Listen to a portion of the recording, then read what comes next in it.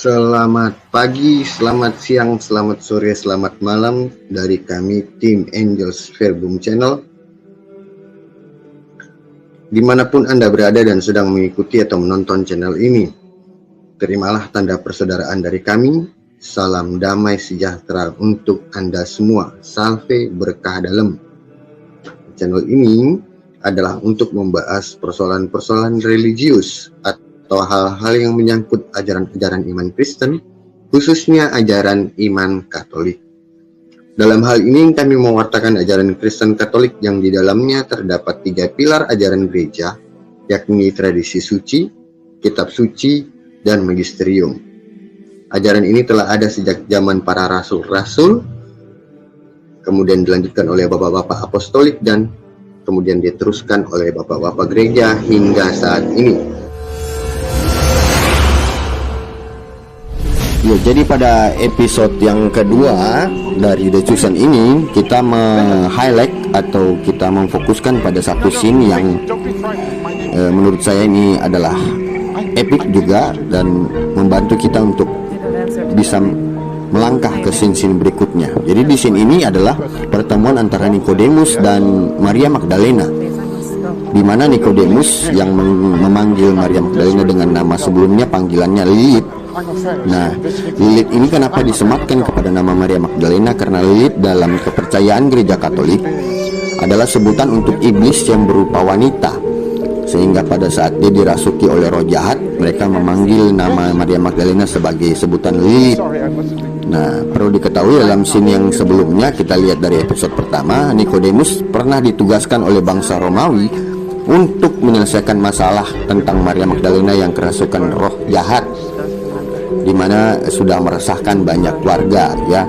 Dan saat itu Nikodemus datang, tetapi tidak berhasil untuk membebaskan Maria Magdalena dari roh jahat. Sehingga pada saat dia bertemu kembali untuk pertemuan kedua kali dengan Maria Magdalena, dia heran melihat Magdalena yang sudah sembuh, sudah dibebaskan dari roh jahat. Dan dia mencari tahu kepada Maria Magdalena bagaimana bisa itu terjadi. Maria Magdalena menceritakan tentang sosok Yesus yang telah menyembuhkannya. Tetapi di sini Maria Magdalena juga belum mengetahui nama dari Yesus itu, karena saat itu tidak ada perkenalan sebelumnya. Sehingga mereka berdua sama-sama hanya menyebutkan orang yang menyembuhkan Maria Magdalena. Namun sesuatu hal yang penting di sini adalah ini telah merubah Maria Magdalena menjadi manusia yang baru, sekaligus mulai menggoyahkan iman dari iman tanda kutip ya dari Nikodemus yang mulai ragu dan mulai percaya bahwa kedatangan Mesias itu sudah ada di depan mata dan Yesus itu adalah Mesias nantinya yang dia tahu, ya. Dari pertemuan inilah Nikodemus lebih banyak diperkenalkan, sampai dengan nanti kita akan membahasnya di episode yang ke-6 kalau tidak salah, tentang percakapan Nikodemus dan Tuhan Yesus. Jadi inilah scene yang menurut saya cukup penting untuk di-highlight di episode kedua.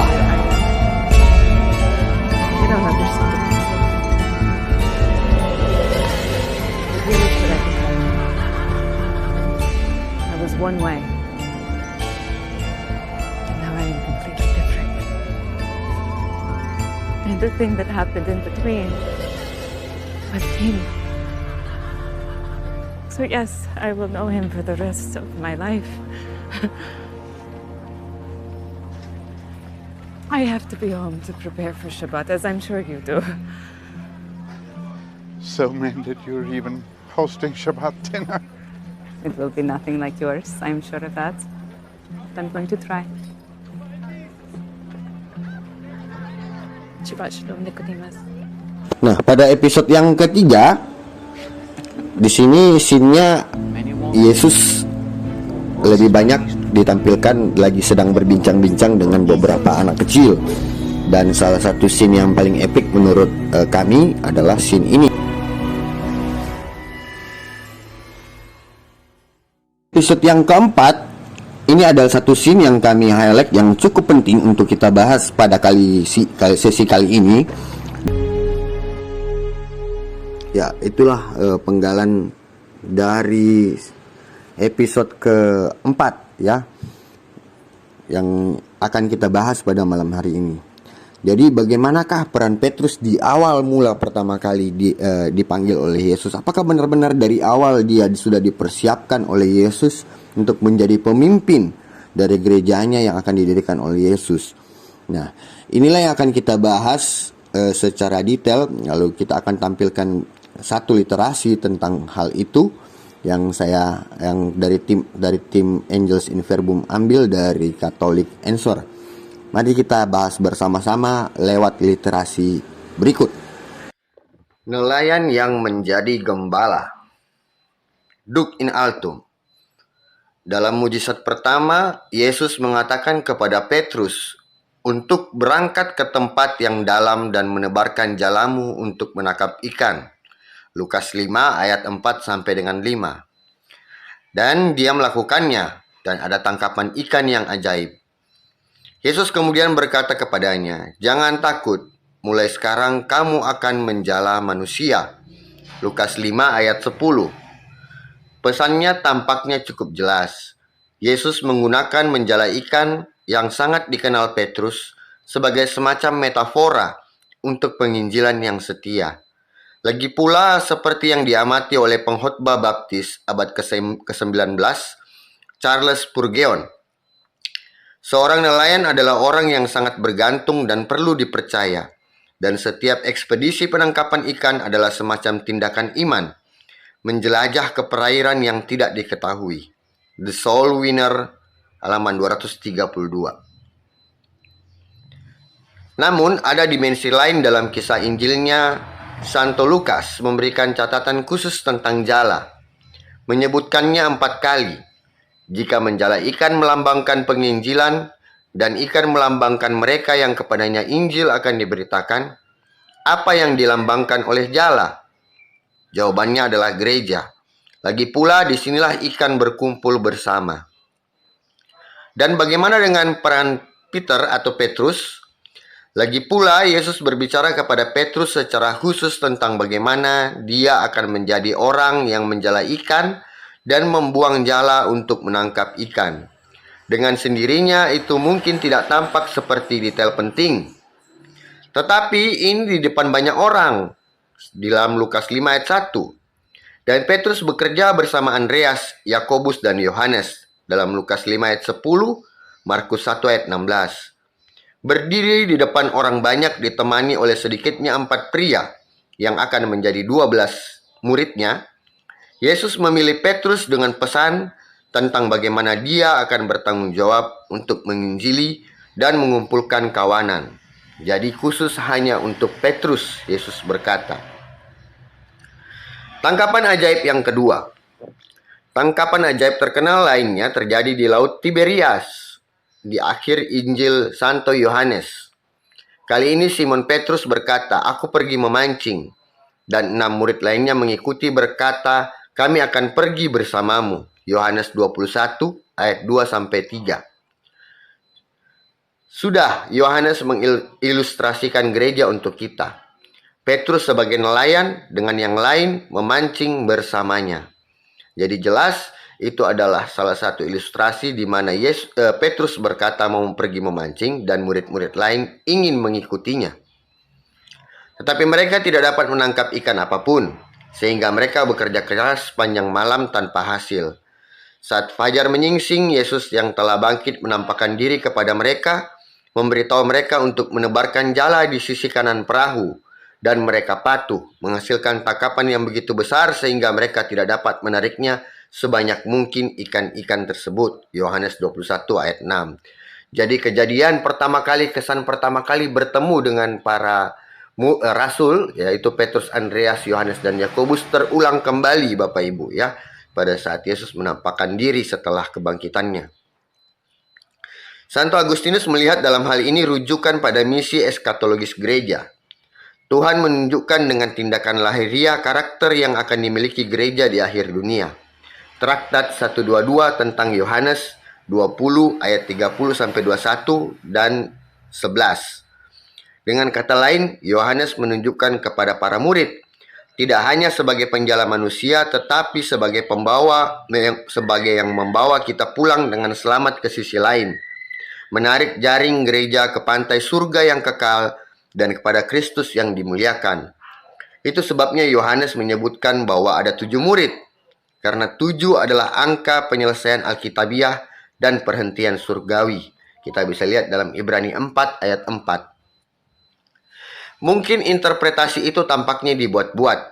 Mengapa kita membaca ini lebih dari sekedar cerita tentang ikan yang dibawa ke darat? Selain contoh yang telah kita lihat di mana Yesus menggunakan tangkapan ajaib sebagai cara untuk menegaskan tentang gereja dan evangelisasi, kita juga memiliki ajaran yang eksplisit tentang masalah ini. Sekali lagi, kerajaan surga itu seperti jaring yang ditebarkan ke laut dan mengumpulkan segala jenis ikan. Ketika sudah penuh, orang-orang menariknya ke darat dan duduk dan menyortir yang baik ke dalam bejana, tetapi membuang yang buruk. Jadi itu akan terjadi pada akhir zaman. Malaikat akan keluar dan memisahkan yang jahat dari yang benar dan melemparkan mereka ke tungku api. Di sana orang akan menangis dan menggertakkan gigi. Matius 13 ayat 47-50. Bagaimana dia menggambarkan gereja duniawi?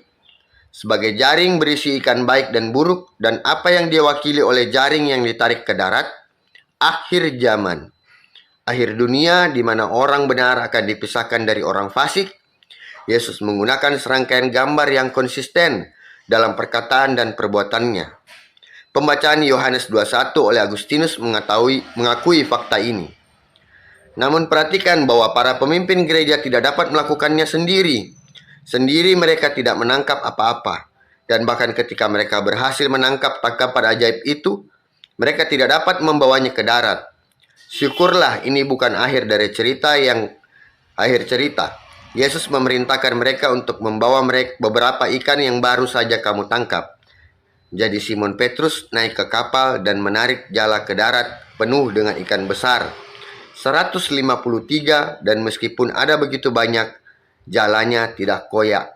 Yohanes 21 ayat 10-11. Meskipun instruksi Yesus ditujukan kepada semua murid, Yohanes memberitahu kita bahwa Simon Petruslah yang membawa jala.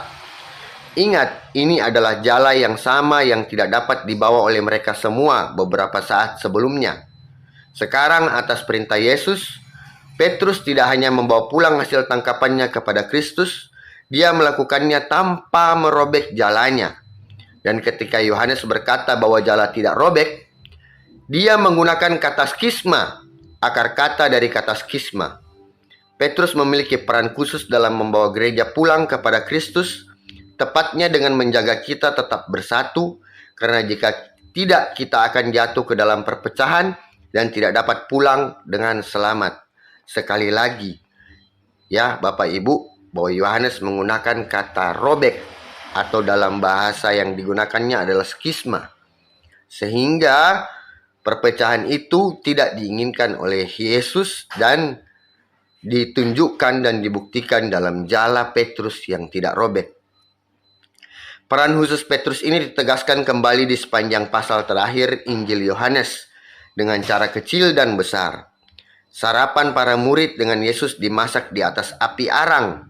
Yohanes 21 ayat 9. Mengapa Yohanes menyebutkan detail yang tampaknya sepele seperti itu? Karena di atas api arang itulah Petrus menyangkal Yesus. Yohanes 18 ayat 18. Setelah sarapan, Yesus dengan terkenal bertanya kepada Petrus 3 kali, "Apakah kamu mencintaiku?"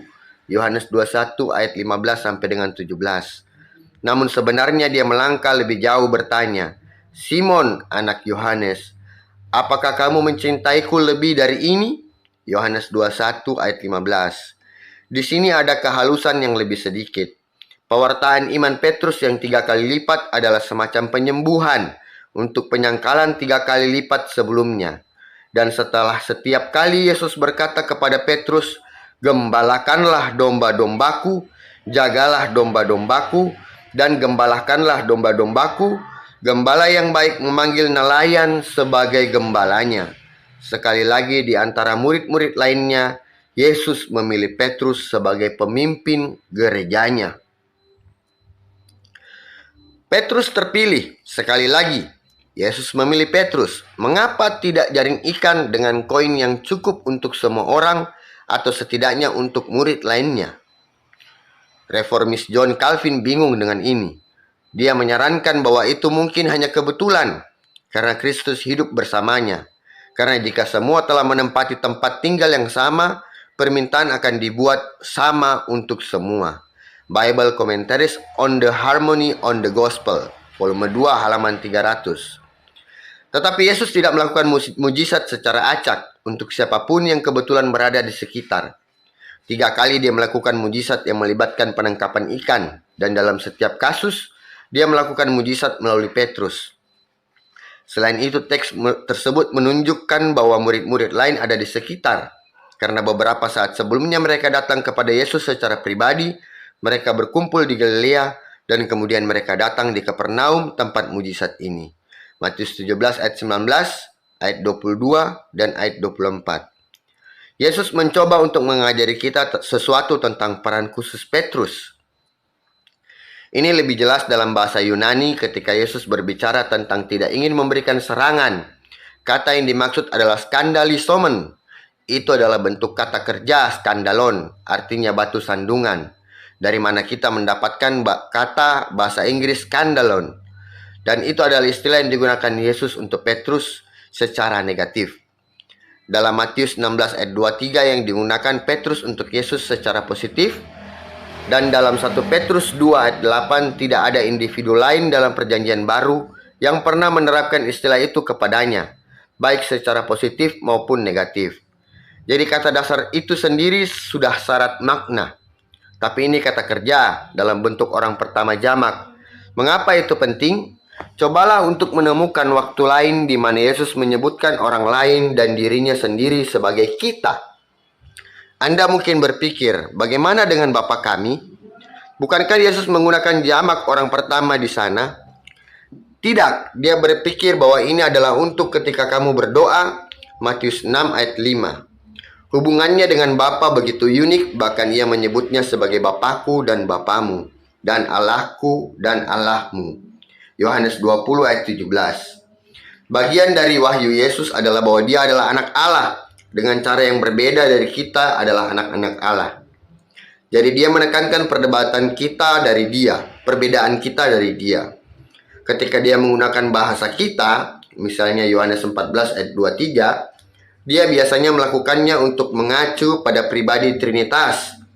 Pada kasus langka di mana kita menemukan Yesus menggunakan bahasa kita, pendengar tidak pernah berada dalam jaring kita itu. Ada satu pengecualian, dan itu ada di sini. Ketika Yesus berbicara tentang bagaimana mereka tidak ingin tersinggung, dia menangkap Petrus dalam jaring kitanya.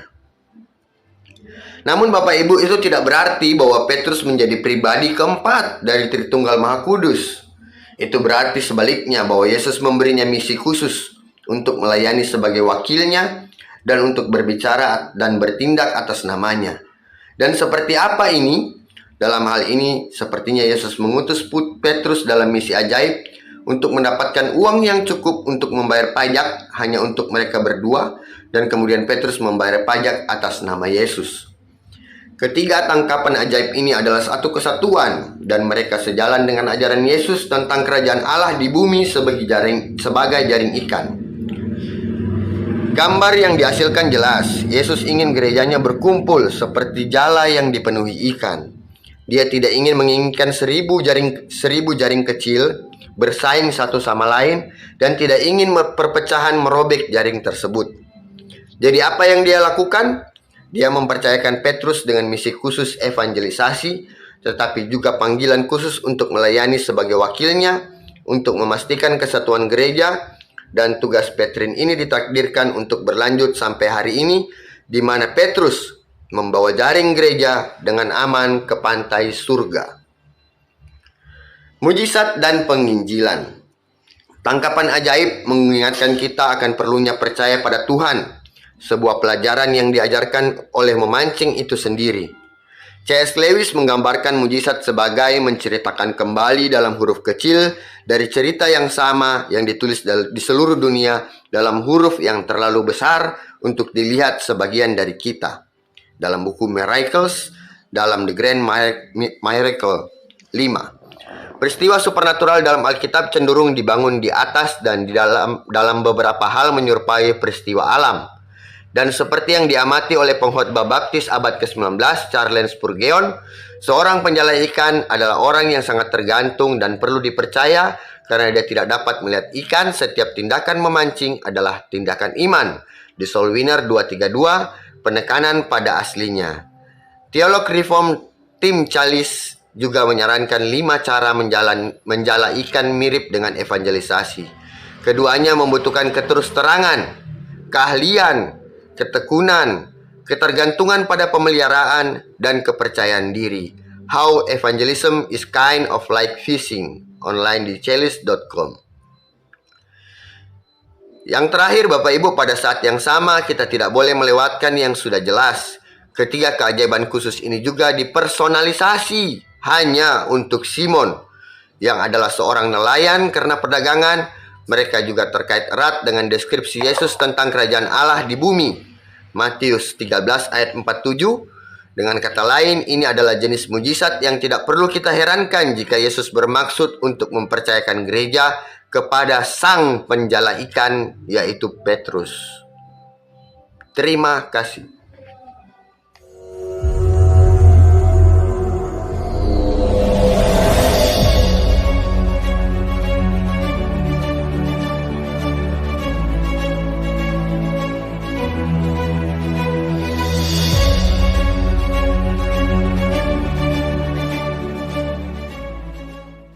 Baik, ya baik. Tadi kita sudah melihat cuplikan-cuplikan video dari episode 2, episode 3, dan episode 4. Dan pada akhirnya kita mengambil satu keputusan untuk membahas dari episode keempat karena kami rasa sangat penting dan ya tadi di literasi juga sudah disampaikan. Namun sebelumnya kita berikan salam dulu kepada Om Ore Chopsei. Selamat datang, Pak Bea, malam baik. Silakan ya.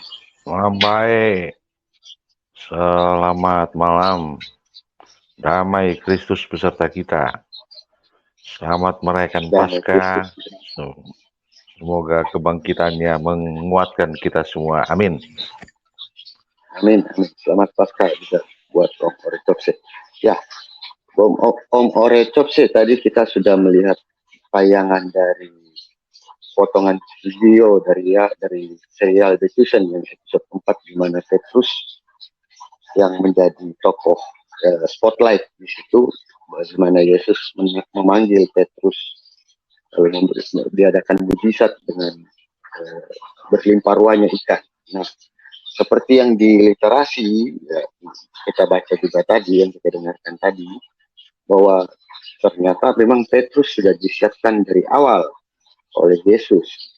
Yesus memiliki rencana yang begitu besar buat Petrus, sehingga itulah yang diimani oleh gereja Katolik. Bukan begitu, Om Ore Chopsei? Oke, terima kasih. Jadi begini ya, saya mau menanggapi dulu tentang film ini.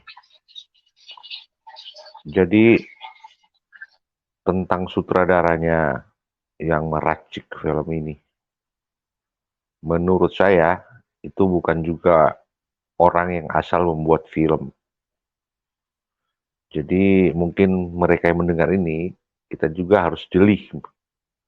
Ya, bahwa untuk membuat film yang bersifat religi seperti ini, itu bukan hanya sekedar comot sana comot sini. Tetapi saya percaya dia ini ada, melakukan riset terlebih dahulu dan mengumpulkan data-data yang akurat sebagai pijakan dia atau dasar dia untuk membuat film ini. Ya, karena film ini kan menceritakan tentang bagaimana karya Tuhan di dalam dunia ini. Nah, seperti yang pernah disampaikan pada waktu-waktu lalu, bahwa sutradara ini juga mengambil data-datanya itu dari beberapa ahli-ahli sejarah, para ahli teologi bahkan memanfaatkan juga tradisi dari gereja Katolik, kemudian tulisan-tulisan dari bapak-bapak gereja,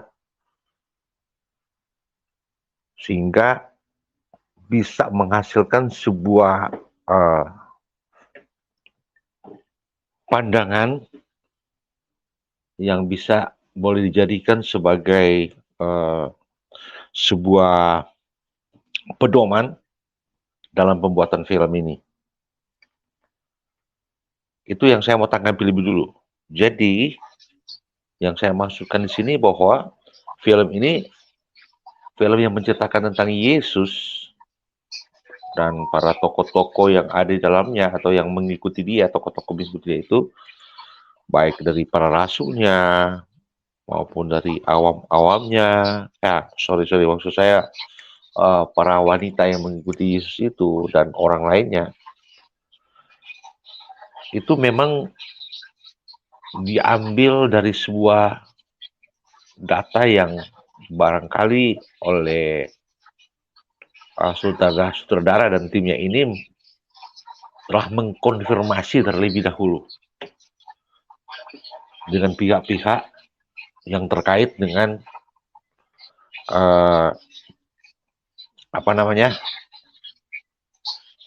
peristiwa yang ada di dalam kitab suci. Gitu. Nah, jadi pada dasarnya kita bisa juga mengamati film ini dengan cara melakukan analisis, melakukan berpikir tentang hal-hal yang sudah termuat di dalam film ini untuk kita selaraskan atau kita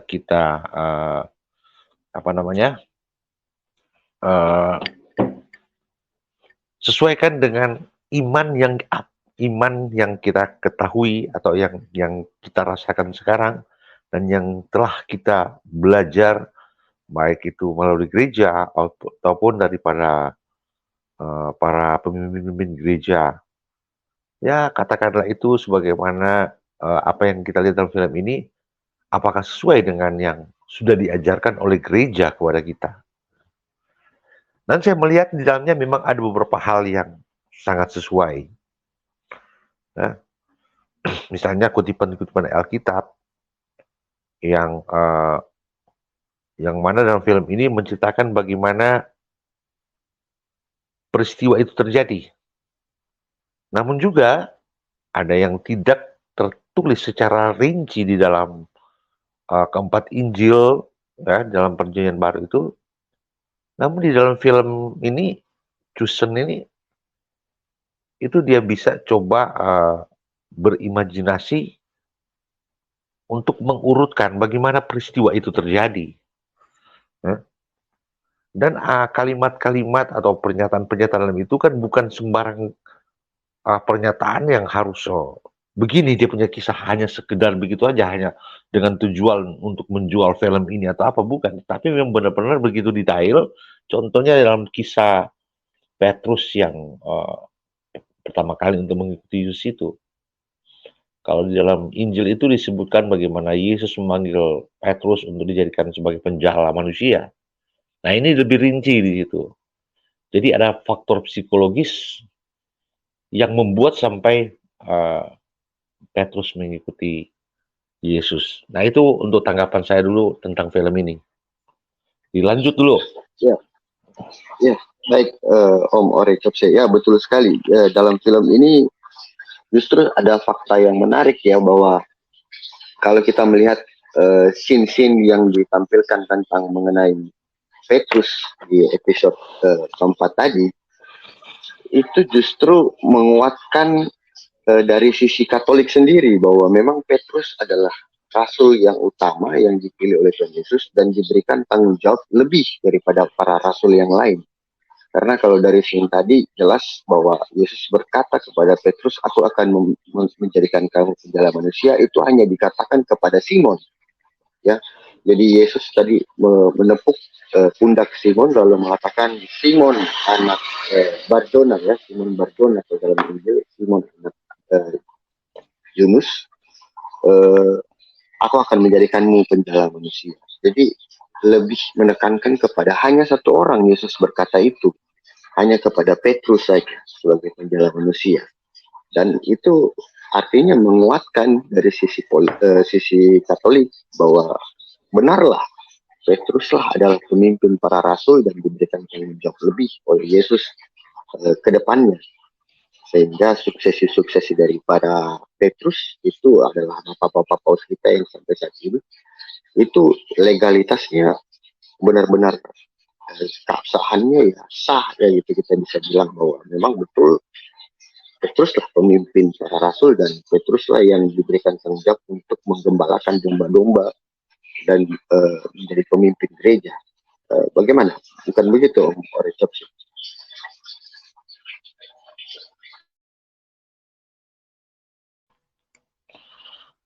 Ya, saya pikir ini apa namanya, apa yang ditampilkan di film itu agak apa ya, lebih agak menonjol. Menonjol itu memfokuskan seorang Rasul Petrus, bagaimana dia mengikuti Yesus itu, bahwa bukan kemauannya dia. Bahkan dia sendiri dalam scene itu atau tayangan itu agak belum memahami apa yang dimaksud Yesus ketika memanggil dia. Tapi dari pernyataan awal itu Yesus mengatakan dia akan menjadikan penjala manusia.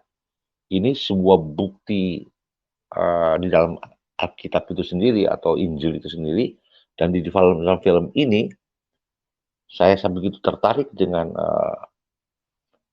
apa latar belakangnya sampai atau psikologi latar belakangnya itu yang membuat oh begini ya. Jadi bisa kita pahami ternyata seperti inilah sampai Petrus itu mau menerima panggilan Yesus itu.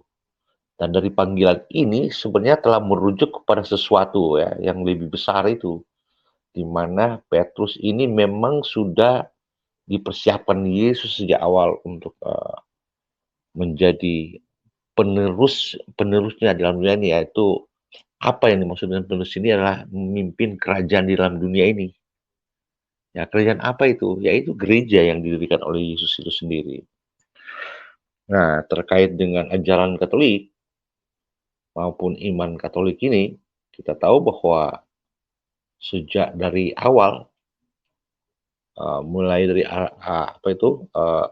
gereja awal berdiri, yaitu pada peristiwa Pentakosta, keturunan Roh Kudus, di mana gereja berdiri itu, Roh Kudus turun atas para rasul, terbentuk gereja yang sudah dinubuatkan oleh Yesus, dan bahkan menjadi penugasan kepada Petrus. Nah, kita bisa lihat bagaimana Petrus dengan semangatnya yang luar biasa, yang pada waktu itu belum mengerti, sekarang jadi mengerti apa yang dimaksud dengan Yesus dan kenapa Yesus memanggil dia menjadi penjala manusia. Dan lihatlah di situ ada keterkaitannya di situ ya. Keterkaitannya di situ yaitu banyak orang yang dibaptis. Ya. Kita lihat Yesus katakan menjadi penjala manusia. Nah, kita mulai dari dasar-dasar ini saja sudah nampak bahwa dalam ajaran gereja Katolik sejak awal sudah menyatakan bagaimana Petrus yang dituntun oleh Yesus, dipimpin oleh Yesus itu mengarahkan, di mana Yesus mengarahkan Petrus untuk menuntun umatnya ini, umat-umat pilihannya ini. Dan Petruslah yang menjadi penjala, dipimpin menjadi penjala. Namun yang harus kita ingat bahwa sebagai penjala yang dimaksud ini adalah semua yang pada waktu itu dipanggil oleh Yesus, yaitu para murid-murid ini semua, para rasul ini. Nah, tapi jika tokoh Petrus ini yang selalu ditonjolkan, itu sebuah tanda-tanda bahwa dia sedang dipilih untuk menjadi pemimpin di antara yang dipanggil oleh Yesus itu. Karena kalau bagaimanapun juga, kalau semua yang dipanggil itu jalan sendiri-sendiri, wah ini bisa berbahaya. Kita bisa kita bisa loncat ke zaman sekarang, itu apa yang jadinya sekarang ini.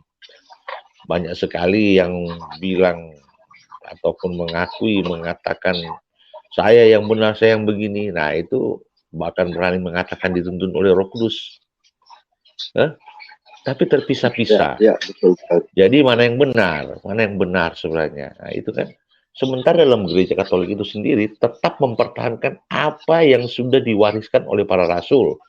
Di mana warisan itu pun mereka dapat dari pengajaran Yesus, di mana ketika Yesus memanggil mereka itu selama katakanlah 3,5 tahun sampai 4 tahun mereka mengikut kuliah, mengikut pengajaran dari Yesus langsung, dan di dalam pengajaran itu yang mereka terima itu ada satu orang yang sudah pasti akan mewakili Yesus sendiri untuk menuntun teman-temannya yang teman-teman dipanggil Yesus ini. Nah, itu di mana itu? Yesus pernah mengatakan kepada Petrus, engkau salah, dan pada manakala kamu sudah sadar, kuatkanlah teman-temanmu. Nah ini kan satu contoh kan bahwa Yesus ini contoh kedua ini. Bahwa Tuhan Yesus mulai menunjuk kepada Petrus, kuatkanlah teman-temanmu kalau kamu sudah sadar. Itu artinya bahwa Petrus memang sedang dirancang oleh Yesus untuk menjadi pemimpinnya, teman-temannya ini. Memimpin semua yang dipanggil oleh Yesus ini, Petrus menjadi pemimpin mereka. Nah, atau yang tadi saya katakan awal itu, Petrus lah yang menjadi vikaris atau wakil dari Yesus di dunia ini. Karena Yesus tidak ada lagi. Dia sudah ke surga. Nah, dalam film ini, The Chosen ini, itu saya tidak mengatakan menonjolkan Petrus, tapi agaknya sutradara ini mengerti dan paham betul tentang siapa Peter ini, atau siapa Kefas ini, atau siapa Simon yang muncul di dalam film ini. Dan kita tahu kan bahwa data dari film ini bahwa sutradaranya itu adalah seorang evangelikal kalau nggak salah dari Protestan. Tapi kok dia bisa memahami, dia begitu memahami tentang apa sebenarnya yang terjadi. Nah, ini berarti film ini saya boleh ambil kesimpulan sementara, sebenarnya mau dikatakan bahwa film ini juga mau mengajarkan sesuatu yang benar, yang lurusnya itu seperti apa. Yaitu apa di dalamnya, apa itu salah satu yang dia meluruskan tentang bahwa Petrus itu atau Simon itu memang benar-benar dipanggil dan dipilih oleh Yesus sendiri untuk memimpin umatnya. Dan lihat itu pernyataan yang ketiga. Tuhan Yesus mengatakan bahwa gembalakanlah domba-dombaku. Itu cuma dikatakan kepada Petrus. Berarti di sini Petrus benar-benar memang dipanggil untuk mewakili Yesus manakala Yesus sudah tidak ada lagi. Sebagai vikarisnya Kristus di dalam dunia ini. Nah, Yesus mengatakan sampai akhir zaman. Aku menyertai kamu sampai akhir zaman. Tapi kan para rasul ini sudah mati semua. Nah, siapa yang meneruskannya sampai akhir zaman? Ya, tentunya suksesi daripada para rasul-rasul ini. Khususnya suksesi dari Petrus, dia yang terus meneruskan menjadi pemimpin atau vikaris. Kita tahu dari sejarah gereja itu bahwa Petrus selalu menunjuk Linus sebagai penerusnya atau uskup Roma yang sekarang kita kenal dengan istilah Paus. Dan sampai sekarang ini di zaman sekarang ada Paus Fransiskus. Nah ini yang harusnya dimengerti, dipahami juga oleh mereka. Saya tidak menuduh orang, saya cuma mengatakan bahwa harusnya dimengertilah oleh banyak orang yang mengatakan saya pengikut Kristus. Kalau saya menjadi pengikut Kristus, harus tahu apa ajaran Yesus, apa perintah Yesus, apa yang dikehendaki Yesus sebelum dia naik ke surga itu. Nah, ini yang salah satu pesan yang dimunculkan di dalam film The Chosen ini. Salah satu pesan yang kita bisa tarik dari kesimpulan awal ini. Karena ini kan banyak apa ya, banyak episodenya dan apa namanya seasonnya itu belum selesai. Ini baru dibahas di Petrus. Tapi ya sosok Petrus ini ternyata benar. Dari film ini menunjukkan mau menguatkan, jadi di film ini menguatkan bahwa Petrus ini memang benar-benar pilihan untuk mewakili Yesus meneruskan apa itu karya penyelamatannya di dalam dunia ini. Demikian begitu untuk saat ini, Om Angels Verum. Terima kasih. Ya, betul sekali Om Eritopse. Jadi kalau kita melihat scene-scene yang ditampilkan sebelumnya itu menggambarkan sosok Petrus yang begitu ceroboh, begitu istilahnya dia juga termasuk preman pasar lah ya istilahnya, karena ada scene-nya dia juga berada di satu pasar dan berantem kayak. Sebenarnya kalau mau dilihat dari sisi pembawaan, Andreas justru memiliki iman yang begitu besar. Karena begitu mengetahui ajaran dari Yohanes Pembaptis bahwa Yesus adalah Mesias, dia begitu taat. Kalau kita bisa lihat dalam scene-scene yang ditampilkan tadi, apapun yang dikatakan Yesus, Andreas langsung melakukannya tanpa mencoba untuk mempertanyakan apa maksud dari Tuhan Yesus, tapi dia langsung melakukannya. Sementara Petrus sendiri itu termasuk orang yang acuh tak acuh awalnya terhadap Yesus. Namun inilah yang menjadi satu poin utama yang saya lihat, yang saya fokuskan, bahwa Petrus dengan segala kecerobohannya, dengan segala ketidakpercayaannya pada awalnya, dia cepat menyadari dan langsung bertobat. Seperti yang dilakukan Petrus waktu turun dari kapal, langsung berlutut di hadapan Yesus dan mengatakan, saya tidak pantas Tuhan memanggil saya, tapi apapun yang Tuhan inginkan dari saya akan saya penuhi. Dan apa yang dikatakan Yesus hanya satu, yaitu ikutlah aku. Nah, itu yang sangat-sangat yang sangat menyentuh, di mana Petrus tepat menyadari kesalahannya, dan bukan hanya satu kali Petrus juga melakukan kesalahan. Bukan satu kali juga Petrus langsung bertobat dan menyadari kesalahannya. Jadi inilah contoh konkret manusia pada umumnya, di mana yang bukan berarti Petrus adalah rasul yang utama lalu dia memiliki superior gitu. Bahwa dia tidak akan pernah melakukan kesalahan. Jadi dia pasti akan menjadi seorang yang betul-betul suci. Tidak juga. Dia memberikan contoh bahwa inilah manusia sering jatuh dalam kesalahan, tetapi kita harus ikut kepada Rasul Petrus yang cepat menyadari kesalahan dan bertobat. Ini pelajaran yang sangat penting diberikan oleh Rasul Petrus kepada kita semua. Nah, satu lagi hal yang terakhir yang mungkin kita bisa diskusikan ya adalah ternyata dalam literasi tadi kita melihat kejadian tentang menjala ikan ini menjadi satu ciri khas bagi para rasul untuk mengenang Yesus. Di mana pada saat Rasul Yohanes menuliskan dalam Injilnya, saat Yesus telah mati dan bangkit, kemudian dia menampakkan diri kepada murid-muridnya yang saat itu sedang melakukan pencarian ikan juga, sedang mencari ikan juga di danau. Lalu Yesus menyuruh mereka melemparkan jalannya ke sebelah kanan, mereka mengikutinya. Lalu terjadi kembali situasi yang sama, ya, di mana ikan begitu berlimpah ruah sampai jala juga itu sudah tidak sanggup, hampir sobek. Disitulah mereka mengenal Yesus, bahwa wah, ternyata ini guru kami, karena kami juga pernah mengalami hal yang sama seperti ini. Nah, jadi ini salah satu kejadian juga yang menjadi ciri khas atau kenang-kenangan dari Yesus, di mana itulah yang mengingatkan para murid kepada gurunya, Yesus. Para murid bisa mengenali orang yang mereka tidak kenal bahwa itu adalah Yesus pada saat Yesus menyuruh mereka melempar jala ke sebelah kanan. Tapi ada satu hal yang perlu didiskusikan secara dalam tentang kata-kata Yohanes mengatakan tentang jala yang tidak sobek. Dia menggunakan kata skisma tadi di dalam literasi. Ini hal yang menarik buat saya, mungkin bisa dibantu dengan Om Orecop saya membahas ini.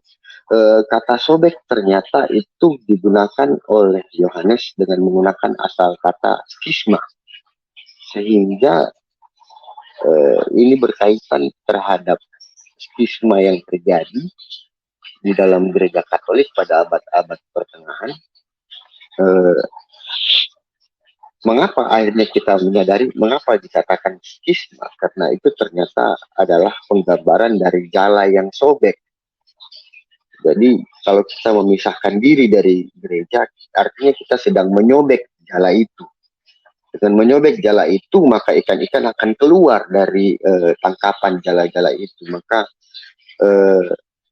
ini adalah pelajaran penting bagi kita bahwa kita harus tetap berada di dalam jaring jala itu, agar bisa diangkat ke atas kapal, karena kalau tidak kita akan merobek jala itu dan membuat orang lain yang harusnya bisa naik atas kapal ikut keluar dari jala itu. Nah, bukan begitu Om Cepsi? Ya, betul.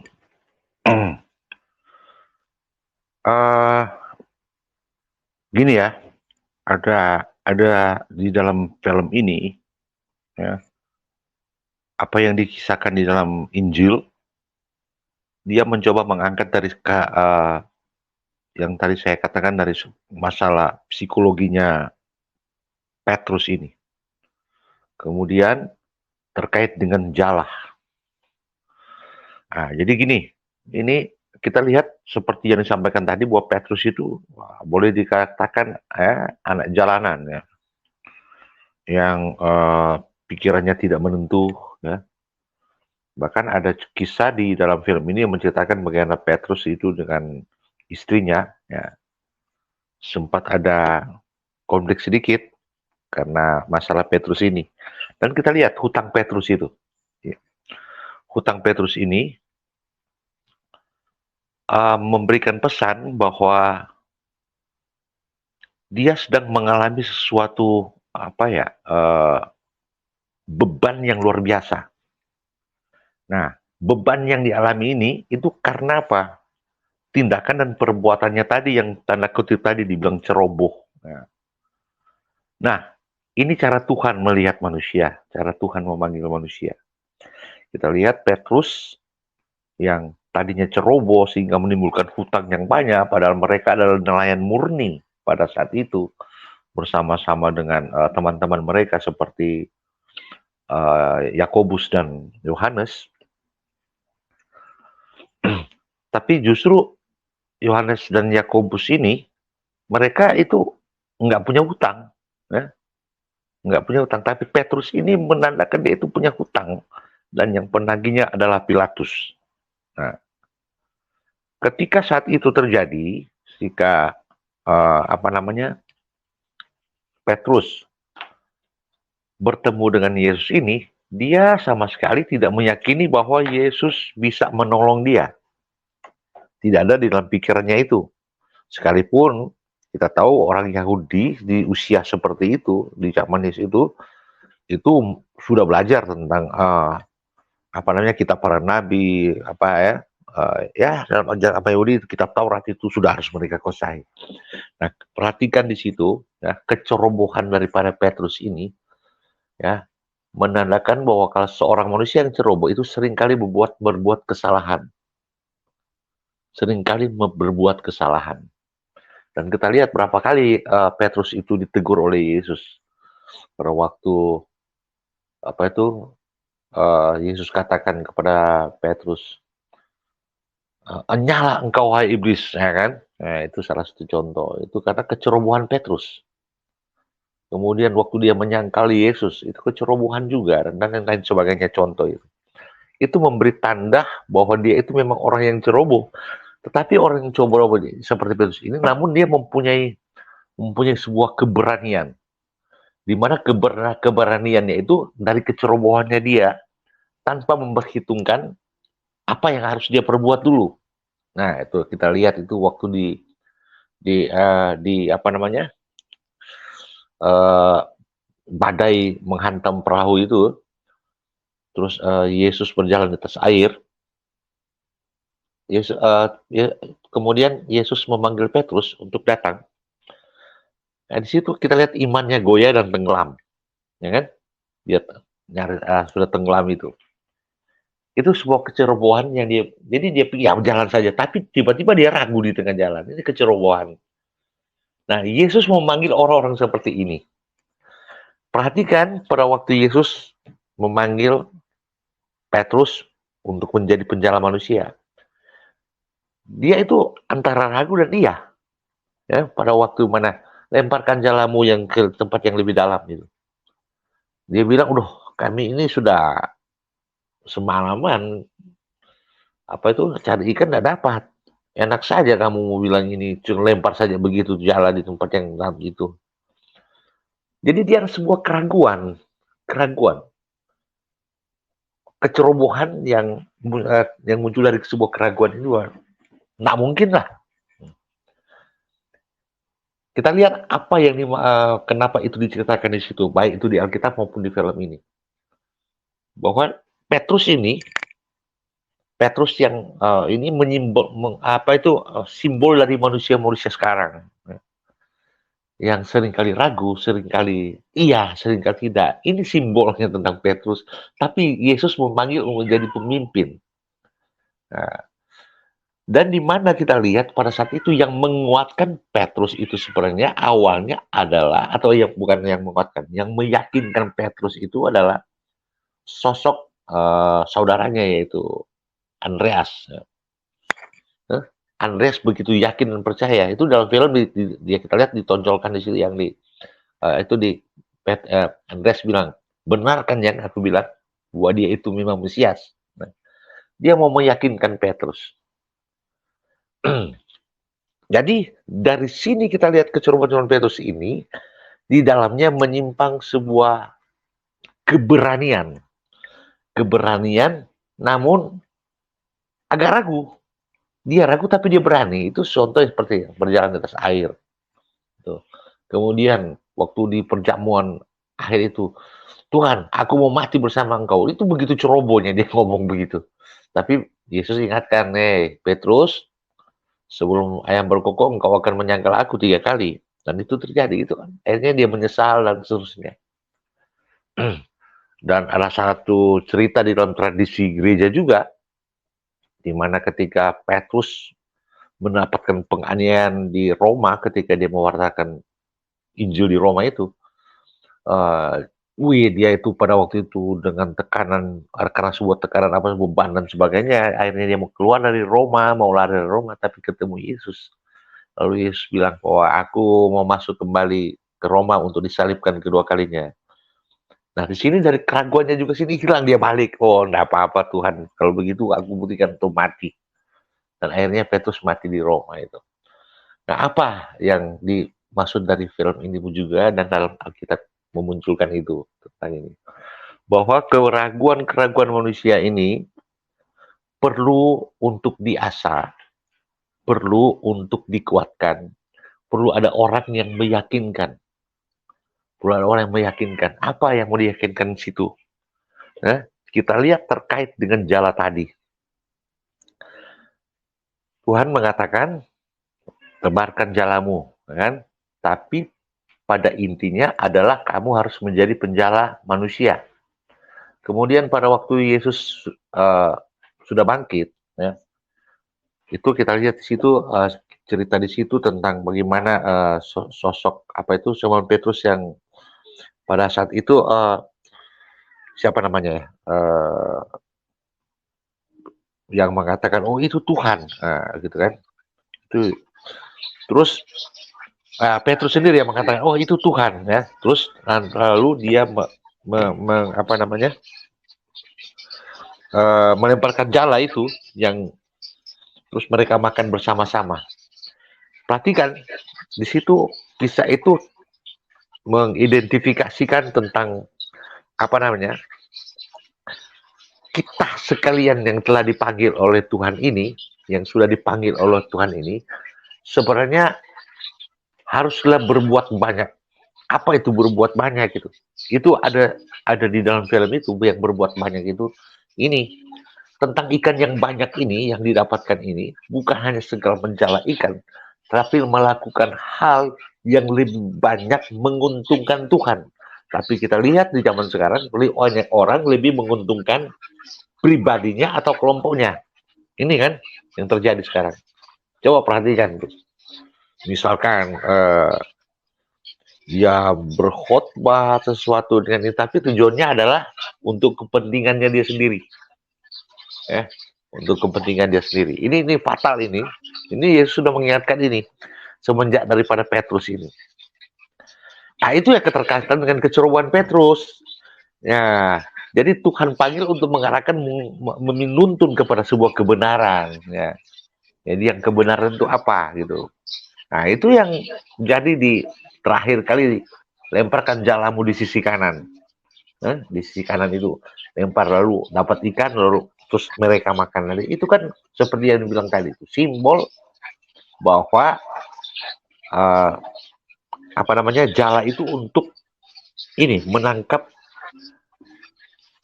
ikan. Itu kan adalah sesuatu yang memberikan kita tahu bahwa ikan itu memberikan sesuatu yang baik bagi tubuh kita ya kalau kita konsumsi, yaitu misalnya memberikan DHA, DNA yang bagus di dalam pikiran kita untuk membentuk otak yang sehat, tubuh yang sehat dan sebagainya. Itu dari sebuah ikan.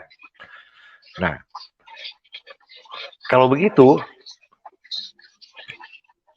akan sangat ironis sekali kalau bilang menjala manusia itu, tetapi pada akhirnya kita tidak bisa mengarahkan manusia itu untuk bertemu dengan Yesus. Ya. Singkatnya itu bertemu dengan Yesus itu. Nah kita tahu kalau bertemu dengan Yesus itu berarti apa? Ada syaratnya kan? Nah ada syaratnya. Nah makanya ikan-ikan itu harus ikan-ikan yang baik. Tapi kan waktu menjala mereka tidak tahu mana ikan baik dan jahat. Nah inilah yang perlu harus dibentuk menjadi ikan-ikan yang bagus ya. Barangkali kalau dijual di pasar itu ya orang bilang itu yang segar, ikan yang segar ya, yang bisa harganya bagus ya untuk dibeli. Mengingatkan kita tentang ini semua. Nah siapa yang bisa melakukan itu? Hanya mereka yang dipilih oleh Yesus, dipanggil Yesus untuk dipilih untuk melakukan itu. Tetapi sayangnya ketika Yesus memanggil itu dan memilih itu untuk supaya juga jadi pengajar atau katakanlah istilah sekarang magisterium, orang-orang masih menolak, masih belum mau menerima, mau mengakuinya. Nah, di dalam film ini mengingatkan bahwa ini tidak bisa ditolak lagi. Ini sebuah fakta bahwa inilah kehendak Tuhan. Ya. Jadi kita semua sekarang ini juga wajib ya, atau memiliki sebuah keharusan untuk kalau kita berbicara warisan dari para rasul itu, maka kita juga harus menjadi penjala manusia. Penjala manusia dalam hal ini adalah itu untuk mengantarkan mereka kepada Tuhan, kepada kebenaran yang terlahir dari kebenaran ilahi itu sendiri. Karena simbol dari Petrus itu yang ceroboh itu, manusia-manusia sekarang pun seperti itu. Jadi seolah-olah Yesus sudah sedang bernubuat bahwa Petrus saja yang ceroboh begini, yang kurang ragu dan begini dan sebagainya. Nah ini tentang sekarang ini. Karena ingat pada waktu peristiwa Yesus berjalan di atas air, Tuhan Yesus katakan, mengapakah engkau ragu-ragu? Nah ini kita sekarang, zaman sekarang, mengapa banyak orang masih ragu-ragu? Sudah menerima Yesus, menerima Kristus sebagai Tuhan Juru Selamat, tapi masih ragu-ragu dalam ajaran kebenaran yang sudah diwariskannya melalui para rasul-rasul ini. Nah, di mana ajaran kebenaran itu? Nah, itu saya pikir begitu. Terima kasih. Ya, terima kasih. Ya, betul sekali apa yang dikatakan Om Orecopse, dan inilah fakta yang menarik bahwa sebagai pengikut Kristus kita juga tidak hanya berkata yang penting Yesus, tapi kita tidak mengerti maksud dan tujuan dari semua karya yang dilakukan Yesus. Kebanyakan orang Kristen cuma melihat, jadi kebanyakan orang Kristen cuma melihat sepenggal-sepenggal saja karya-karya Yesus, tapi tidak melihat keutuhan dari semua maksud. Banyak hidden treasure, jadi banyak hidden yang kita bisa cari. Apa sih maksud dari hal-hal kecil, hal-hal detail, termasuk dari bagaimana dia memilih para rasulnya, bagaimana dia kehidupan dia sehari-hari. Jadi banyak hal yang diberikan petunjuk kepada kita, tapi kita hanya melihat skup yang secara besarnya saja yang kita ambil, tapi tidak melihat detail-detailnya.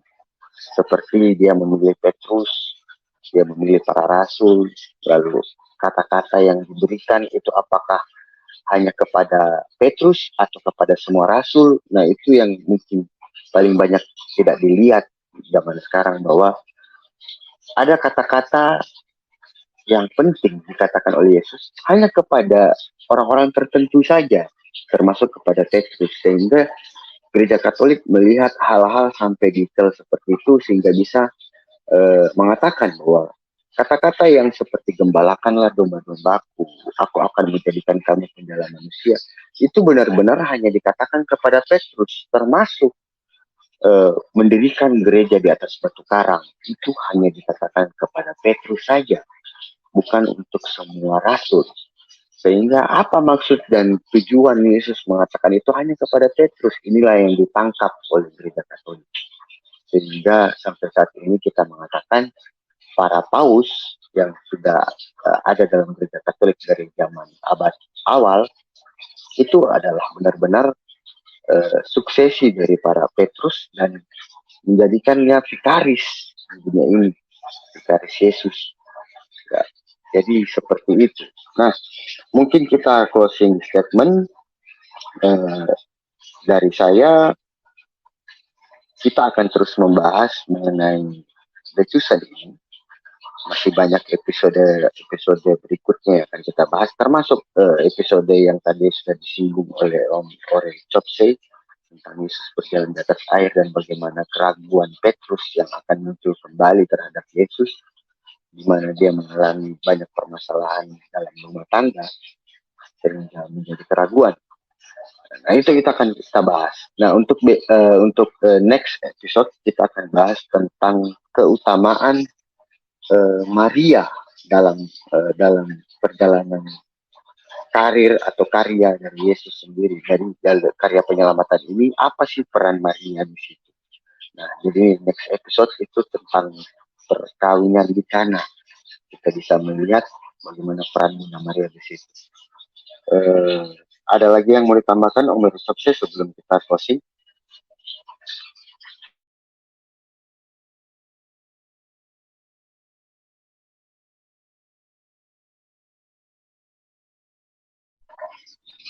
Mic-nya Oke, sebelum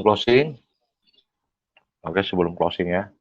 Nah, ini saya ini dari apa yang dari tayangan apa itu penggalan tayangan film tadi itu.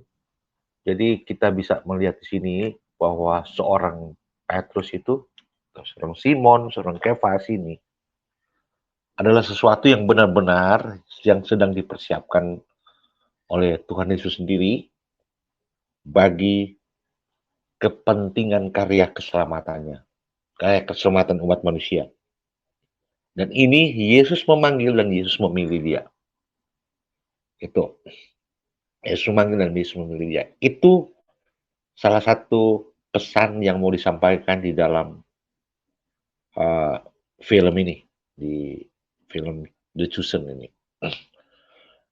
Yang lainnya itu, buat kita lihat betapa menonjolnya sosok Petrus dalam tayangan film itu, ya, itu. Jadi kalau demikian kita bisa mengambil kesimpulan sendiri, pemirsa juga bisa mengambil kesimpulan sendiri. Siapa sebenarnya Petrus ini bagi Yesus dan bagi kita semua? Ya, bagi Yesus sendiri itu siapa Petrus dan bagi kita semua? Nah, kalau Petrus ditugaskan untuk menjadi penjala manusia, kita ditugaskan untuk apa? Untuk menjala apa? Itu untuk bagi Anda yang bisa menjawabnya, silakan di kolom komen ya. Pendapat Anda bagi seperti apa? Oke, terima kasih. Seperti itu saya. Selamat malam. Ya, terima kasih Om Recopse atas diskusi yang menarik pada malam hari ini. Ya, Bapak Ibu, demikian tayangan kami pada sesi kali ini.